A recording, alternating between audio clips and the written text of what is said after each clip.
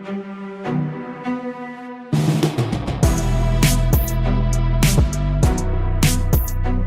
you ready to unlock your full potential? Motivational speaker, the comeback coach, and goal crusher Joe Rivera brings you inspiring leaders, incredible stories, and valuable lessons on how you can change, grow, and reforge your life.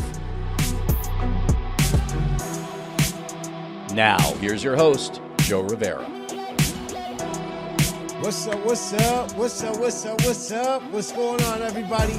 Welcome to the Reforge Your Life Show. I'm your host, Joe Rivera, and here at the Reforge Your Life Show, we love to show you that the comeback is more than possible. And today, I'm honored to bring the person I'm bringing onto the show. Y'all are going to love her energy. Her story is incredible. She's a love coach, a speaker, an author. Jackie Harden, welcome to the show. Thank you for having me, Joe. Yeah, I'm grateful to be able to share this platform with you. And I've heard your story before. It's incredible, but there's no way that I could tell it as good as you can. I'm not qualified to, so I'd love for you to share your story, your strength, and hope with the audience. Well, where would you like me to begin? So in my book, When a Lie Becomes the Truth, it's a personal memoir. I actually share about my journey of self-discovery.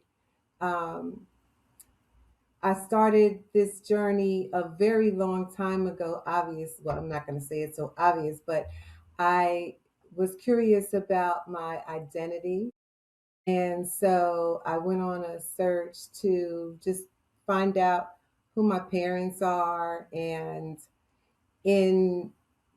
within that journey, I hit some pretty low lows, and it has made my life now so much more meaningful to me because I know what it is to go through those low moments of self-doubt and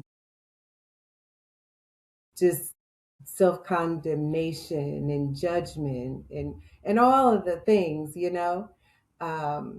so to come out on the other side and stand in my truth and be able to share my truth with other people so that they can share theirs.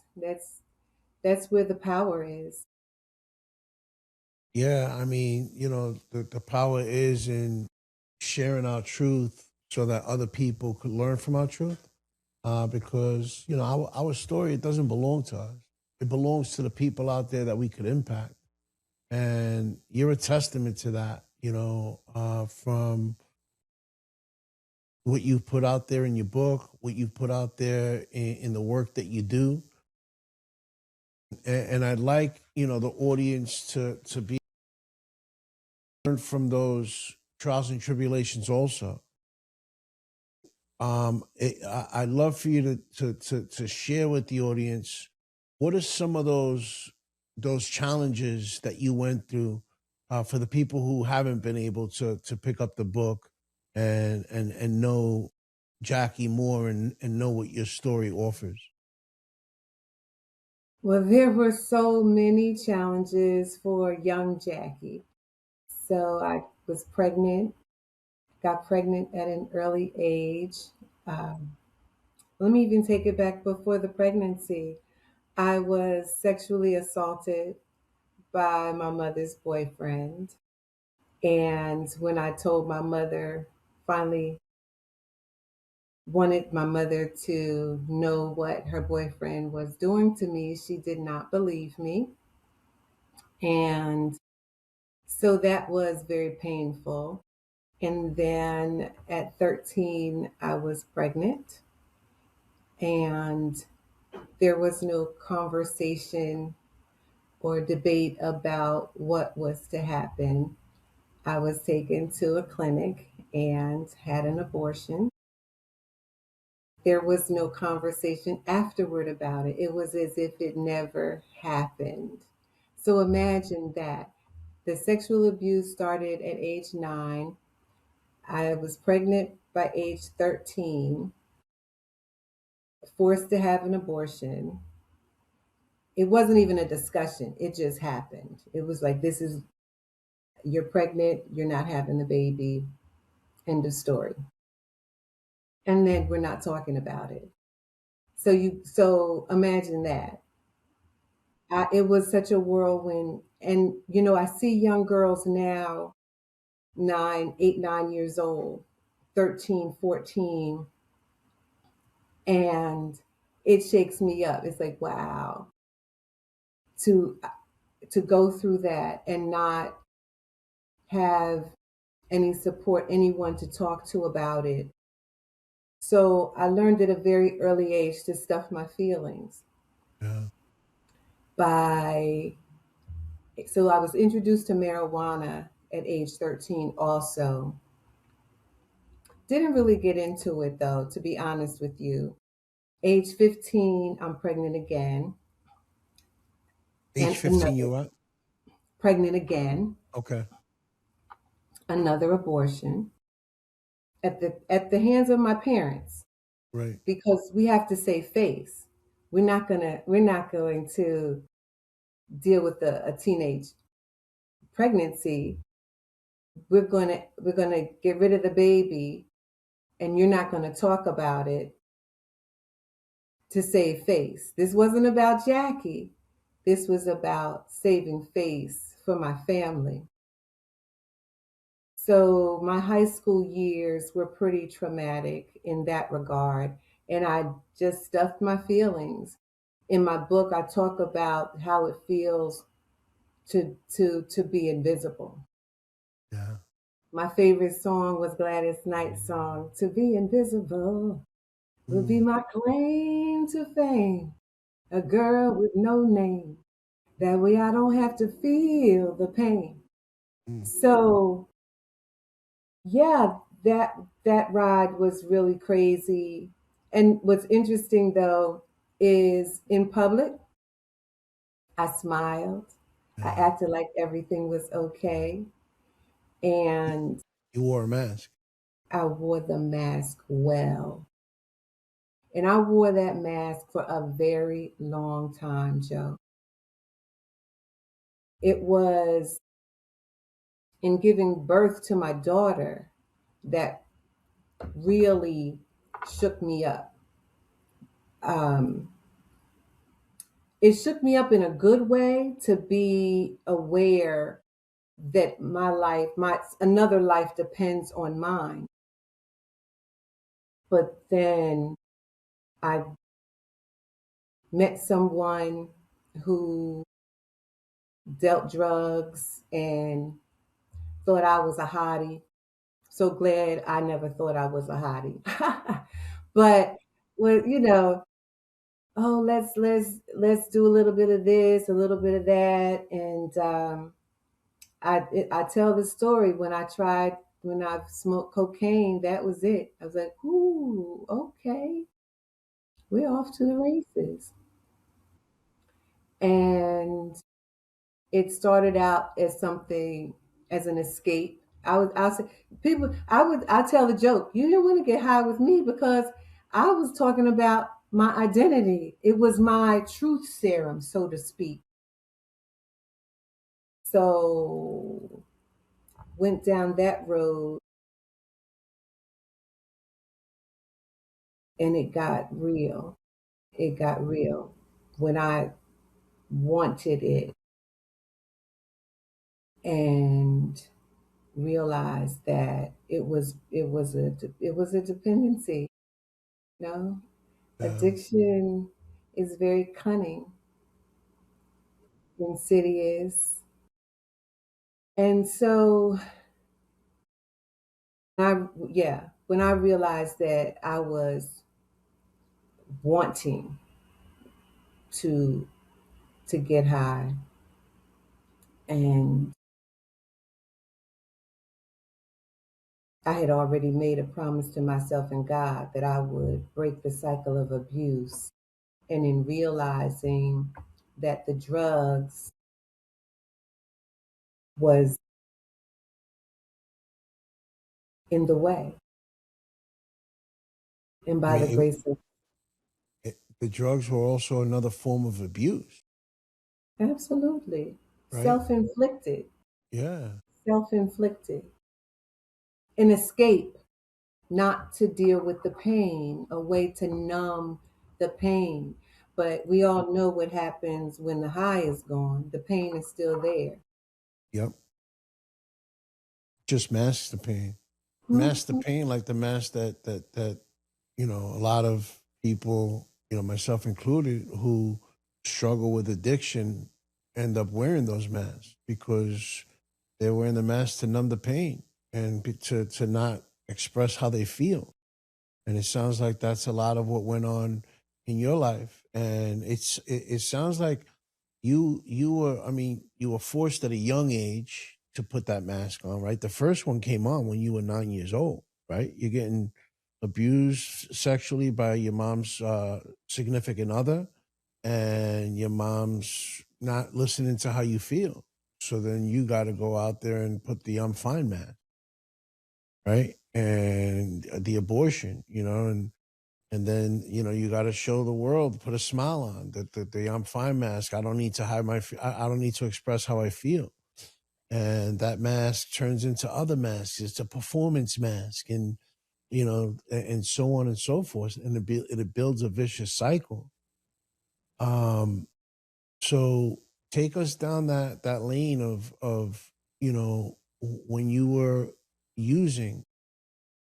What was some of the stories you were telling yourselves and telling yourself in that moment, and through the moment of the abortions and going through the the pain from that.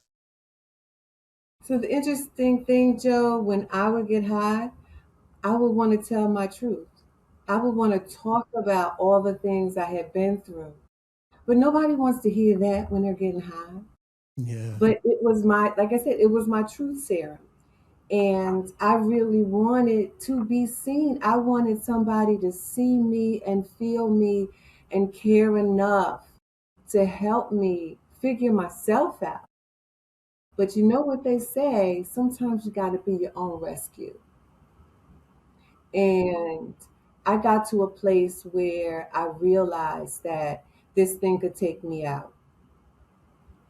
And knowing that it would leave my daughter motherless or victim to the same abuses that I had experienced, I knew I needed to do something different. What was that moment, Jackie? What did that moment look like? What did that place that you were in, that you're saying, I got to a place where, I got sick and tired of being sick and tired, is what I'm hearing. Absolutely. I had been out all night. And so what's interesting, I'll say this, I was being very meticulous about my time.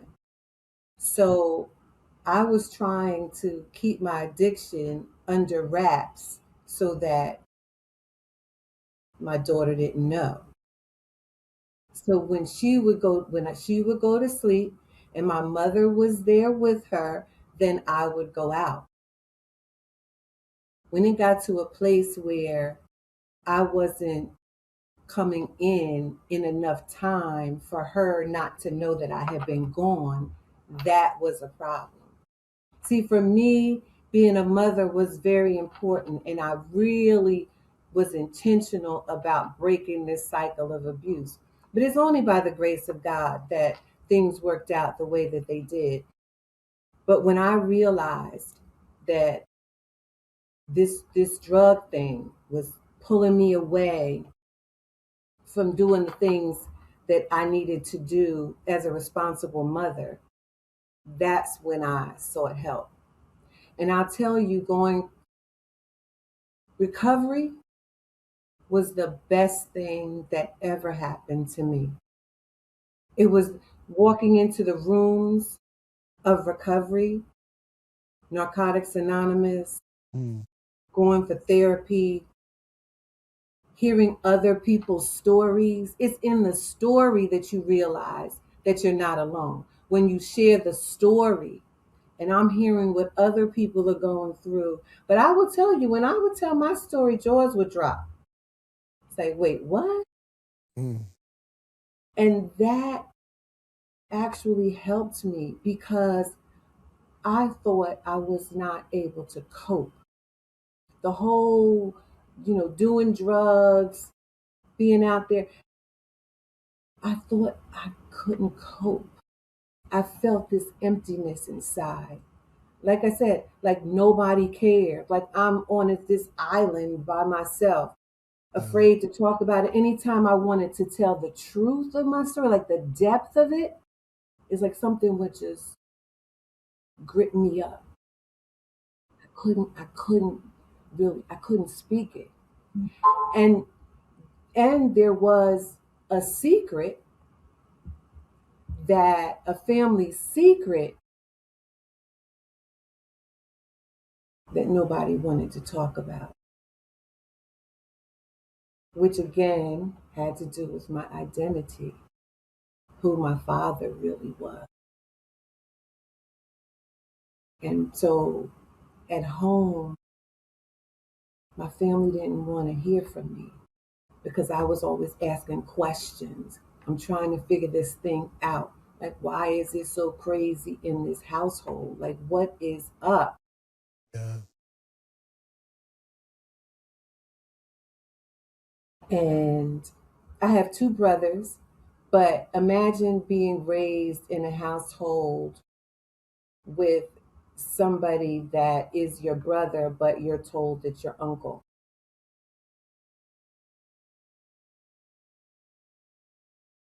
Yeah. I'm finding out now that it happens in other families, but again, we don't talk about it. Yeah. So when I do talk about it, it's like, oh, Jackie, I'm so glad you shared your story.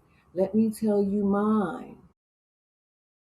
And there's something so freeing, so liberating about being able to tell your story to somebody who gets you, who doesn't judge you, who embraces you and lets you know you're going to be okay.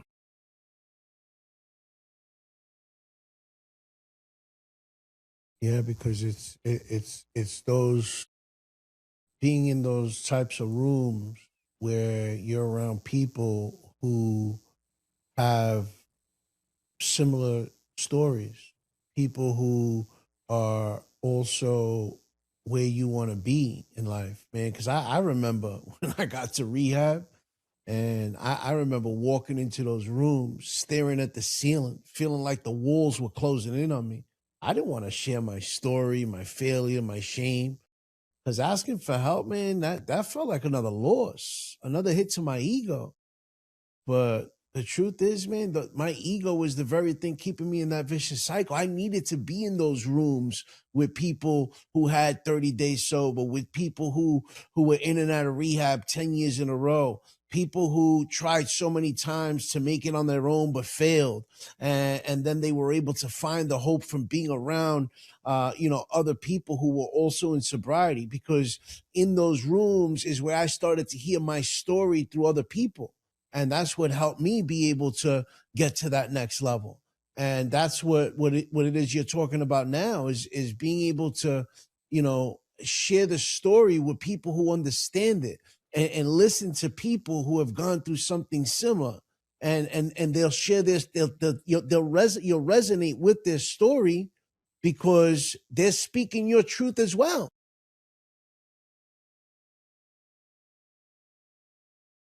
So what when you made the decision to go to the 12-step program and you started making the change in your life, there was a lot that was uncovered, I'm sure. And because I know, for me, like the putting the drugs and alcohol down was the easy part.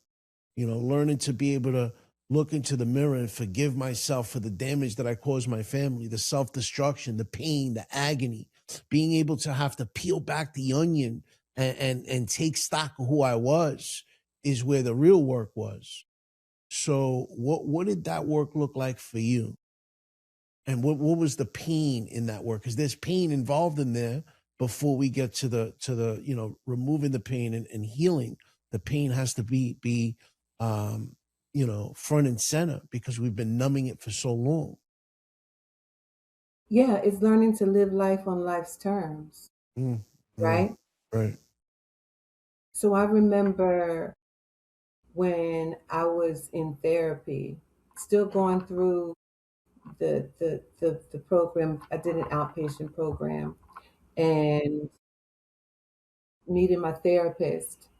And as I was telling her my story, her jaw dropped. And actually, that made me feel good because, like I said, I thought I was not coping very well. But when somebody else who you trust and you know is a professional therapist hears stories all the time, and her jaw drops, I said, "Oh yeah, it's a lot." And to have that validation or the confirmation, yeah, you're dealing with a lot. But here's the thing. At a certain point, my therapist asked me to bring my mother to one of the sessions. And I asked my mother to come along. And my mother said, "Oh, that's for you. I'm not going. You might need that. I don't need it." So I go back to my therapist feeling defeated because I thought my mother would come so she could meet the doctor.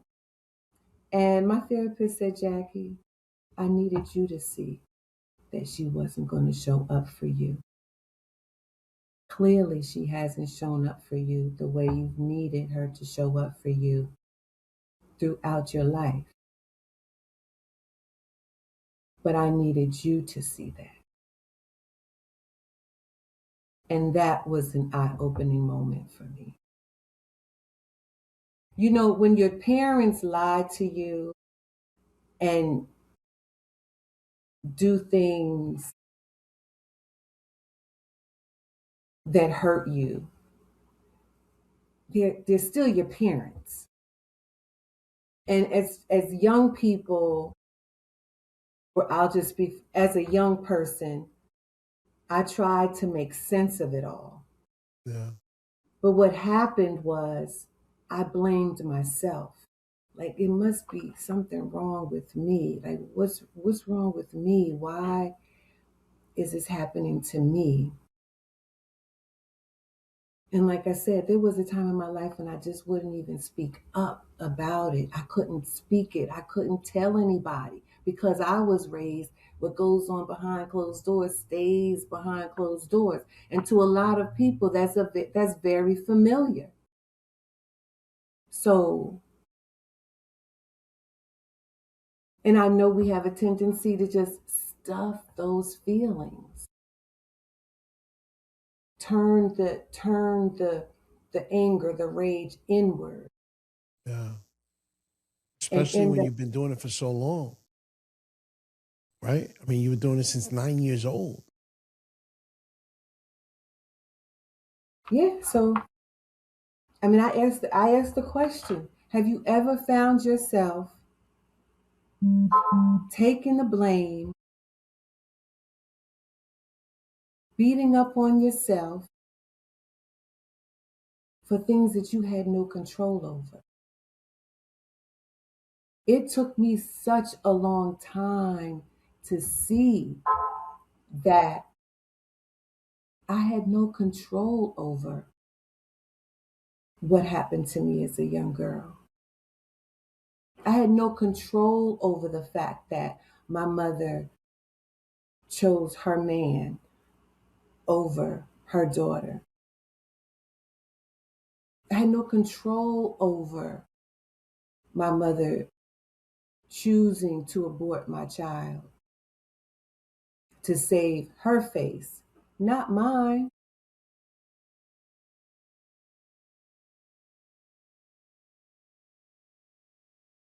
What I'm hearing is, you were putting a lot of blame on yourself where blame didn't belong. And What I'm also hearing is that the healing process had a lot of forgiveness for yourself, forgiveness that you deserved for a long time, that you weren't giving yourself grace for.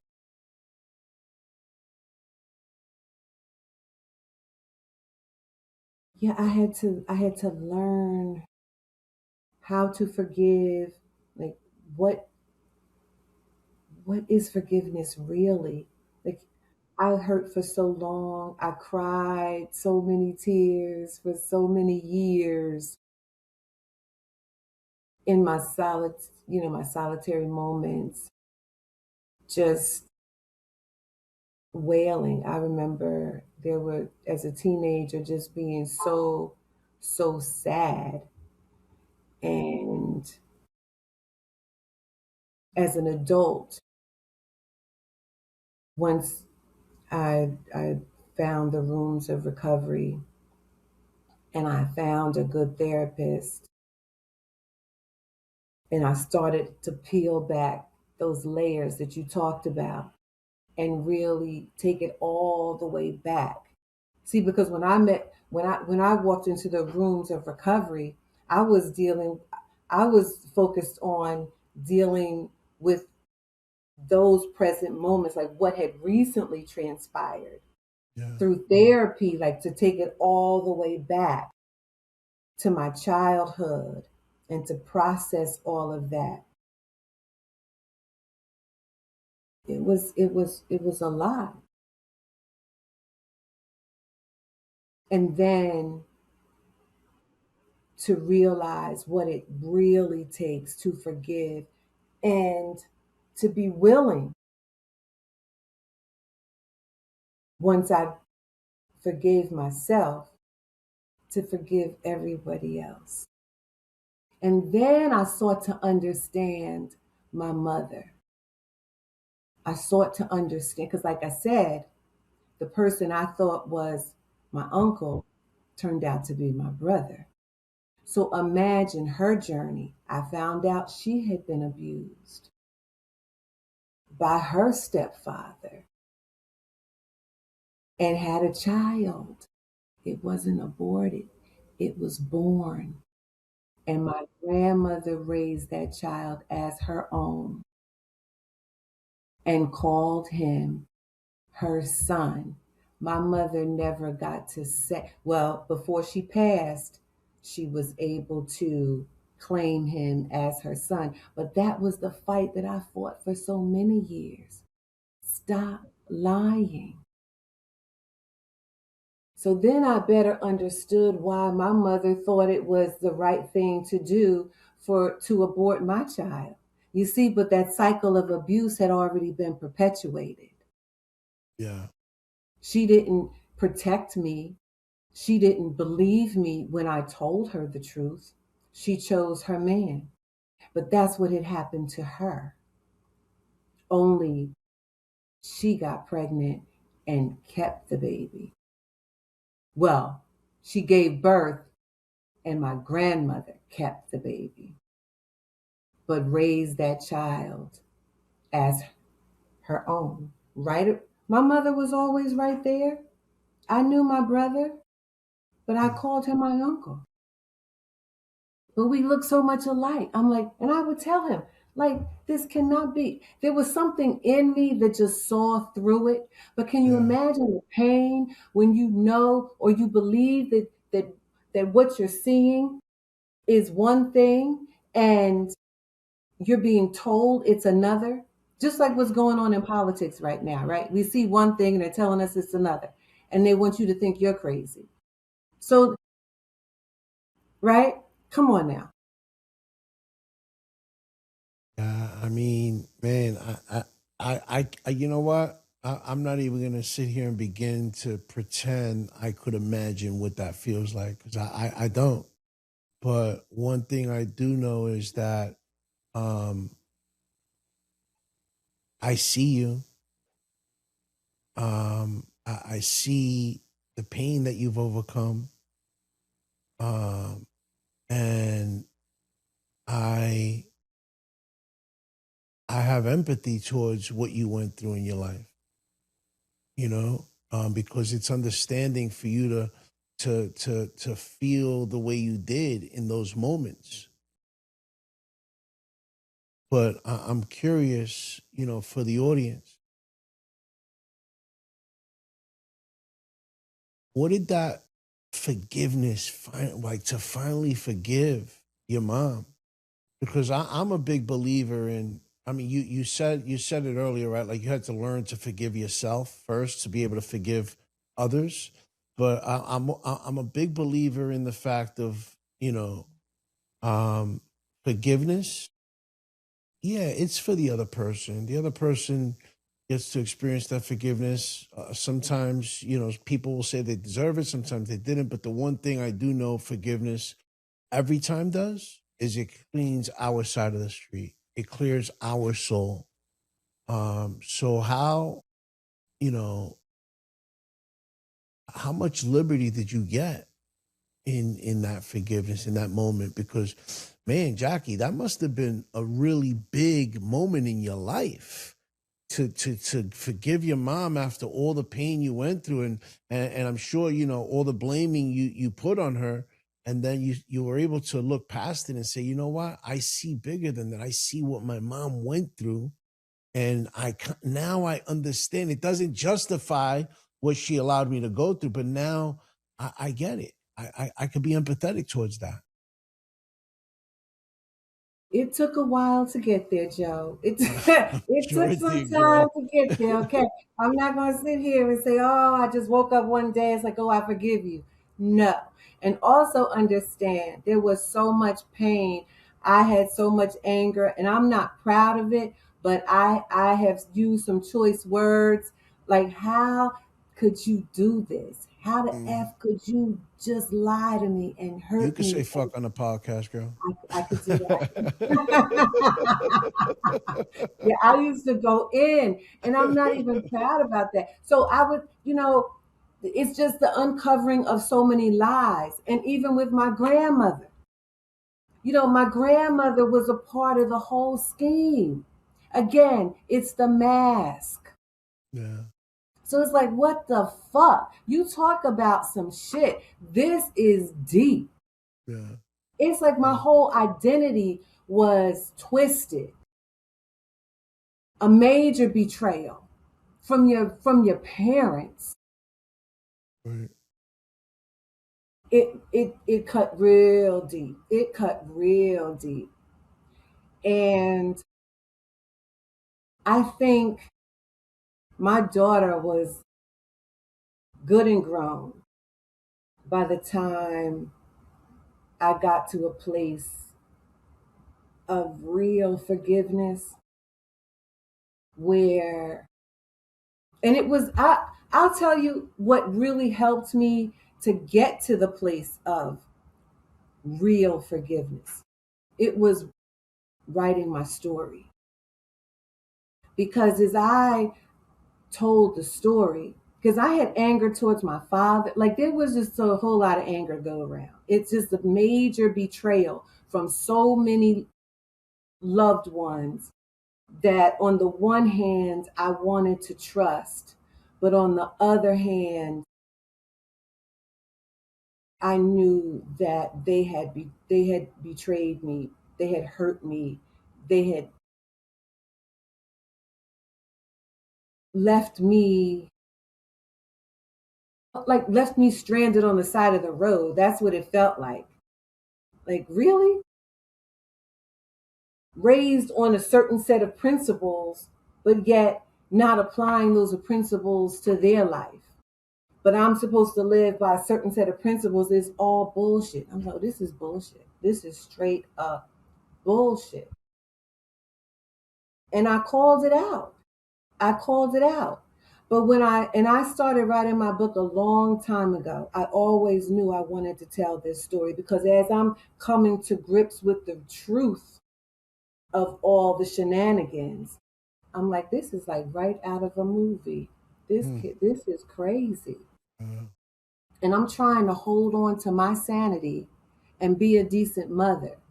And as I'm discovering more truths about my own identity, I'm sharing information with my daughter at an age appropriate, in an age appropriate way, because I didn't want her to take on any of it. None of it. This is not your fault. You've been born into a crazy set of circumstances. And I'm trying to figure it out, and I'm going to share it with you as best I can. And I want to protect you. But I may not always be with you, but I want you to know that if you ever come to me, well, let me just put it this way. You can, I let it be known, you can come to me with anything. Right.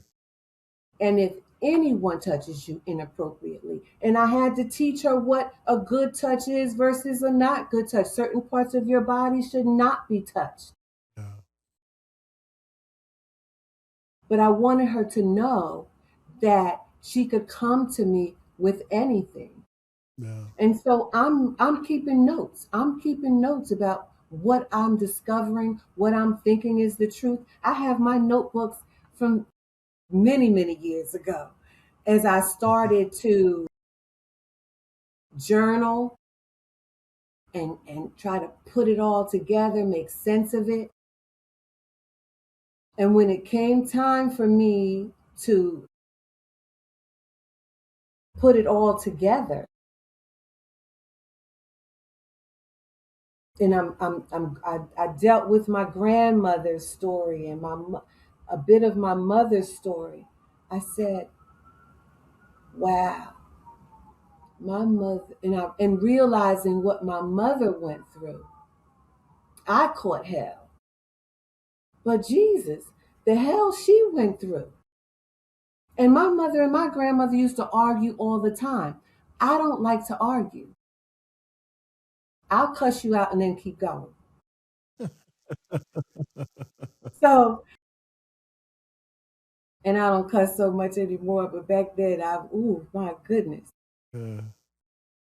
So in writing the book, I got to a place where I better understood my mother. I better understood my grandma.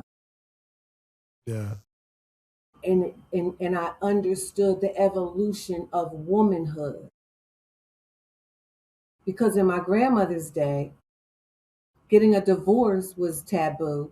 Having a child out of wedlock was taboo. So my grandmother was the mastermind behind, or creating a mask or wearing the mask, trying to cover it up for herself, cover up her sins and my mother's. Right. Yeah, I mean, and that's a testament to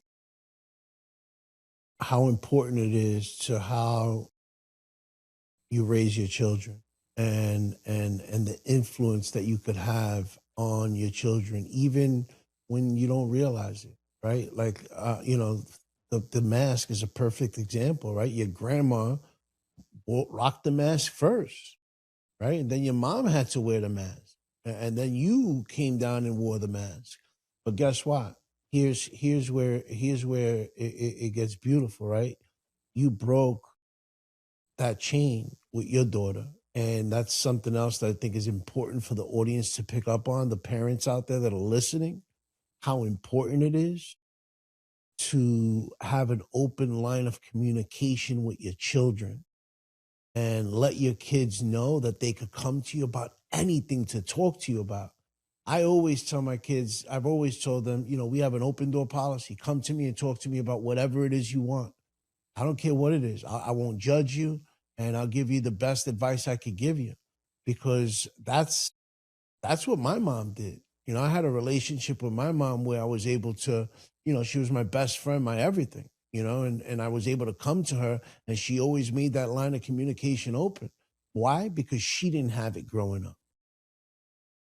So I think that, something valuable for people to pick up. I mean, you dropped so many jewels with this, but man, those are really important lessons right there on how important it is, you know, to raise your kids and understand that the way you raise your kids, it doesn't always, you know, turn out to be what they turn out to be, but a lot of the times it has an impact, and it could either have that positive impact or that negative impact. And I just want to take the time out to acknowledge you, Jackie, and just say it shows you know, the volume in your character as a woman, as a mother, the approach that you took with your daughter, and you were able to open up and be vulnerable with her and say, you know what, I don't want you to go through what I went through.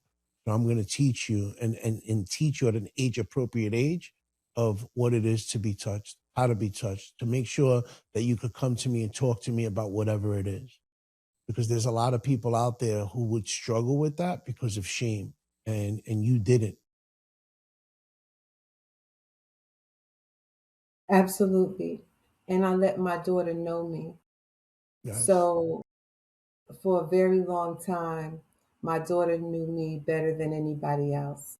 Even to this day, I think we shared, I shared openly with her. I wanted her to know that I was always going to do my best to have her back.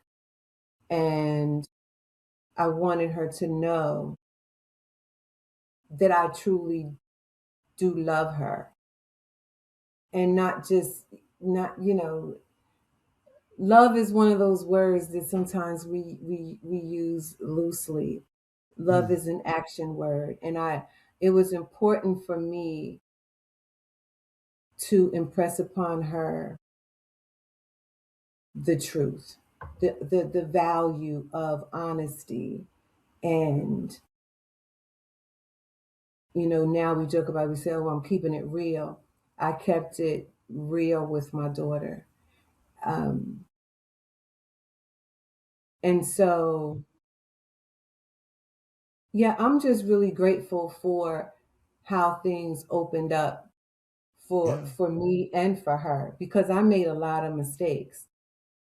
But again, I was honest about it. So many parents, from my experience, so many parents try to cover it up and make and try to make excuses for it. Yeah. Our kids see us. They know They the sure truth. do. We may They not want sure to do. speak it, but they see it. They are not stupid. Right. We do them such a disservice by trying to manipulate the situation or call it something that it's not. Call a thing Yeah. a thing. I just had to get good honest with my daughter. Yeah. When I was Right. when I was in rehab, my grandmother took care of my daughter. And I told my daughter that I was sick I said, Mommy just needs to take care of herself. But when I finished with that program, I had a heart to heart conversation with my daughter. I said, I know I told you that I'm sick. And it is a sickness. Addiction is a sickness. Mm-hmm. But I was honest with her. Yeah. And I Yeah. apologized to her.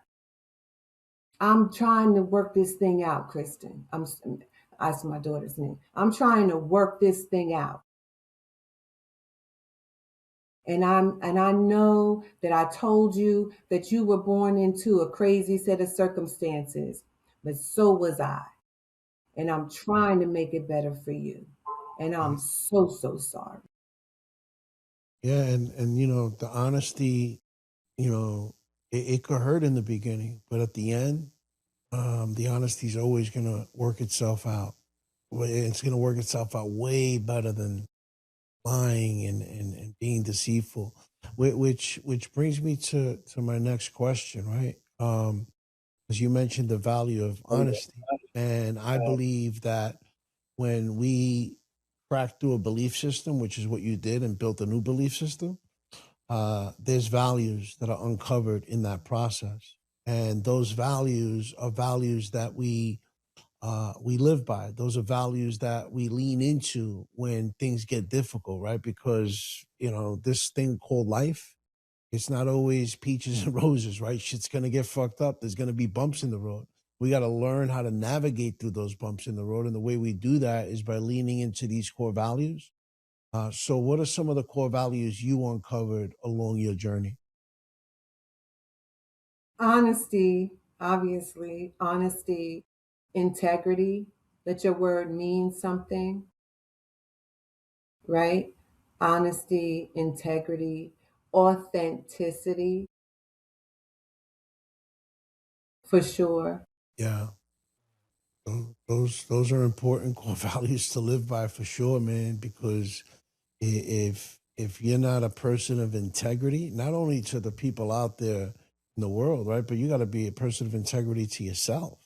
Because if you're not a person Yes. of integrity to yourself, then your integrity is going to have holes in it, and those holes are going to be seen by other people anyway. Because you can't be a person of integrity to other people also if you can't be to yourself. And that comes to being true to who you are. That comes from the authenticity. So all three of those, honesty, authenticity, and integrity, those line up together. So those are powerful core values to live by. Jackie, I'd love for you to share with the audience where they could find you and what you have going on now. Absolutely. So I have a program coming up. First of all, you can find me on my website, JackieHarden.com. I have a program coming up called Love, Truth, and Transformation. Because I tell you, you got to love yourself enough to tell your truth. It is in standing on your truth that you Yes, get to experience transformation. Be willing to do the work. right. And I will tell you it's worth it, right? So, good Love, Truth, and Transformation starts on February 17th. It is an 8-week program where we get to really get down and dirty with it, open up and get to the truth of the matter. Yes. Get And to the and, truth of the matter. and where can the audience sign up for that program? So it's JackieHarden.com is my website. To get to the program directly, it's LTT.JackieHarden,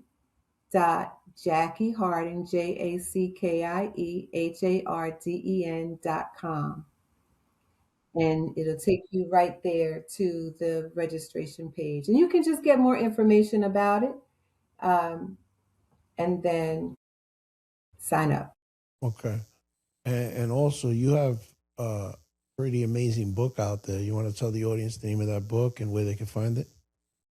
When a Lie Becomes the Truth is the name of the book. It's available on Amazon. It's also, you can purchase it from my website. And this program, Love, Truth, and Transformation, is my flagship program that I created as a result of having written the book. A lot of people would ask me, Jackie, after going through so much, how is it that you're so positive? How is it that you're so loving? And so it's a choice, people. I choose to love. Yes. Love covers a multitude of sins, right? That's right. And the peace that I get to experience because of the work. I Mm, chose to be a woman of integrity. I choose to be a woman of my word. And so with that comes liberation. With that comes freedom. With that comes a level of peace that I thought I could never experience. And having this peace, I want to share it. right. Experiencing this kind of love, self love is not selfish, it is necessary. I cannot love you any more than I love myself. I cannot Yes. forgive you any more than I'm willing to forgive myself. Amen. Amen. Power of choice is such a powerful blessing. We will bless it for sure. So, Jackie, there's a few questions that I ask all my guests. The first one is, What does the word purpose mean to you? Purpose is living out your calling. I believe that for those of us who are spiritually connected to God or your higher power, when you realize what that calling is, everyone's calling is not the same. But when you realize what that calling is, that's when you live on purpose. Yes. And there's something to be said about connecting and believing in something greater than yourself. Right? I mean, I call it God, you call it God, someone else might call it the universe, the infinite intelligence, whatever it is you believe. But understanding that when you connect with that source, man, the doors that open, the mountains that start getting moved is truly a blessing. And I believe also that that's the way to be connected. And Your calling. God saves us, Joe, so that we can tell the story and bless someone else. Right. That's right. Right? We Your can't story don't keep it. belong to you. Don't belong to you. There's people out there that need that story. That's the reason he gave it to you. Thank He- God every day for healing. I thank God every day that's right. for That's peace right. of mind. Yes. Amen. Amen, girl. Amen. And when you hear the word reforge, what comes to mind? Reclaiming your life. Reforge, reclaim, rebuild, reconnect, return to love. Yes, yes. I love it. I love that. Return to love. That's right. Because you got to love yourself, man. You got to reinvent yourself. And it's a beautiful thing. It's a beautiful process. Um, so, Jackie, there's somebody out there right now who's looking to reforge their life and they don't have the tools, they don't have the know-hows. Let's say it's Jackie from, that little girl or that teenager, or that, young 20 something year old. What's one piece of advice you would give somebody that's looking to reforge their life?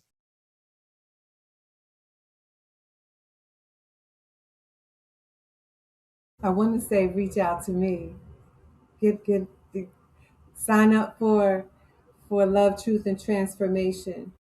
But truly, the first step is the desire to live life differently. Because the life that you want wants you to.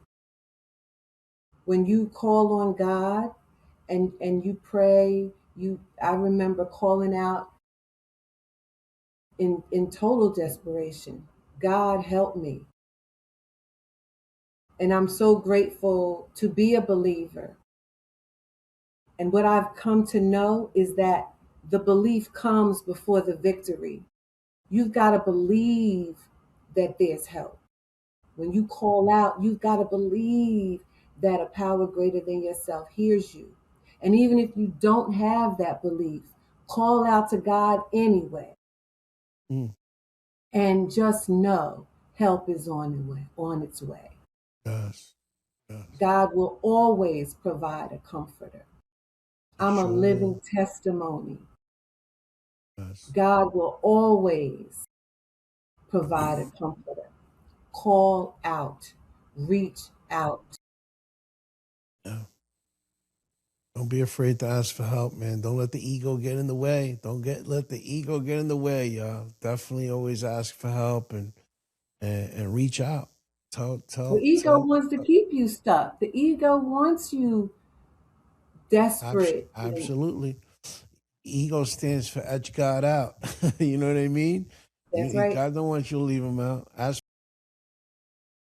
Here's the thing, right? It's like when you ask for help from other people, God's working through those other people to help you anyway, man.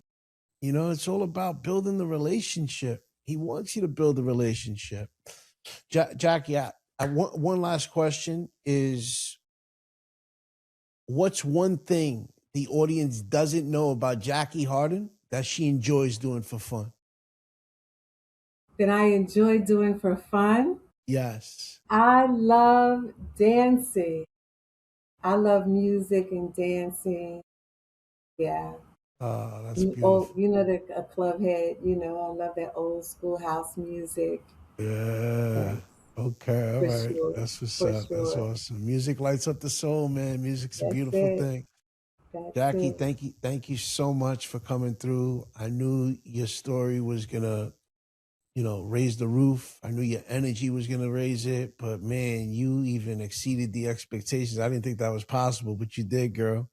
I really It's been a appreciate you. wild ride. It's been a wild ride. I Yeah. give God the glory that I can tell the story. And Hey, you, amen, girl. Amen. Yes, ma'am. For real, for real. And I just want to say that, I'm grateful that God did save your life. I'm grateful that you answered the bell when he called.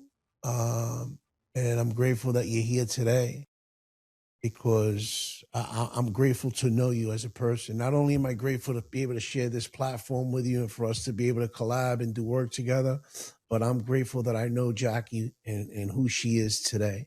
And I'm super grateful for that. So thank you so much for coming through. thank you for having me.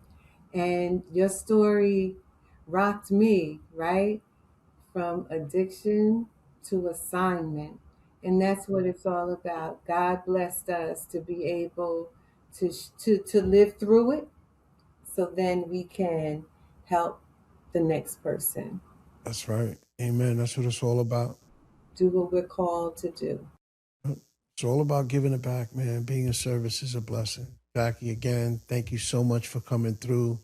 And for everybody out there that's watching, listening, I'm going to ask the same favor I asked for on all the other episodes. Don't forget to LFSS. Like, follow, subscribe, and most importantly, share the episode. Because there's somebody out there right now who's not listening, who's not watching it, and they're looking to reforge their life, whether it's in their business, their finance, their health, their relationships, whatever domain of life it is. And they don't have the tools, they don't have the know-hows. And you sharing this episode or past episodes can help them reforge their life. So don't forget to share it. Stay productive, stay purposeful, and stay blessed.